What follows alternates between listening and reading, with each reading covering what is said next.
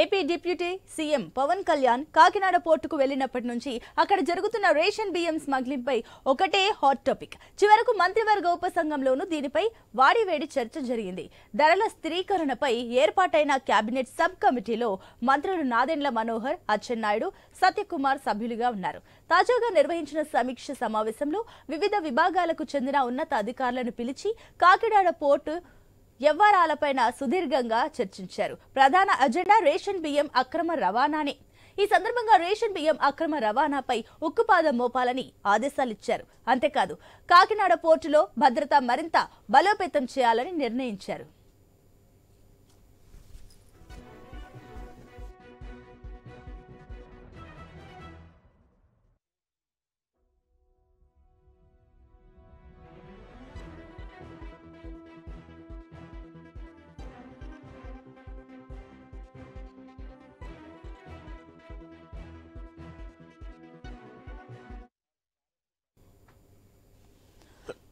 పోర్టులో రేషన్ బియ్యాన్ని అక్రమంగా రవాణా చేస్తున్న స్టెల్లా నౌకపై చట్టపరంగా చర్యలు తీసుకోవాలని అధికారులకు స్పష్టం చేశారు మంత్రులు.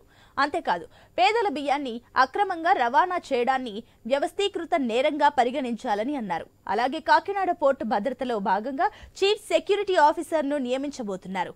చౌక బియ్యాన్ని అక్రమ రవాణా చేస్తే కఠిన చర్యలు తప్పవంటూనే పోర్టు పరిసర ప్రాంతాలలో రవాణా కార్యకలాపాలపై మరింత నిఘా పెంచాలని ఆదేశించారు.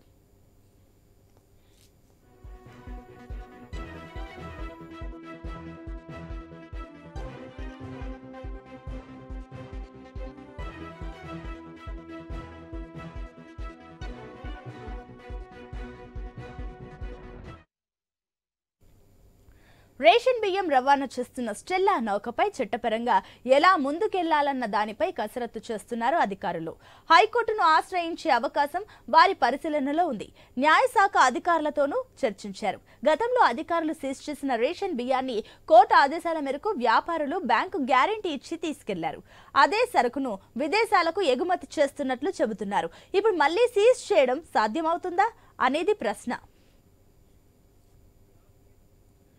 రేషన్ బియ్యం విదేశీ ఎగుమతులకు అడ్డాగా తయారైన కాకినాడ పోర్టులోని బియ్యం రీసైక్లింగ్ కార్యకలాపాలు జరుగుతున్నాయి. రేషన్ బియ్యాన్ని నూకలు చేయడం, పాలిష్ పట్టి సిల్కీ రైస్ గా మార్చడానికి 5 స్టార్టెక్స్ యంత్రాలను ఏర్పాటు చేసుకున్నారు. పోర్టు గోదాముల్లో వీటిని చూసిన ప్రజాప్రతినిధులు, అధికారులే విస్తుపోయారు.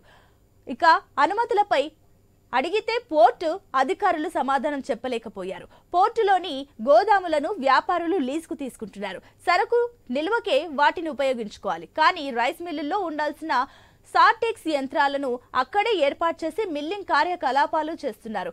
5 నెలల క్రితం మంత్రి నాదెండ్ల మనోహర్ చేసిన తనిఖీల్లోనే ఈ విషయం బయటకొచ్చింది.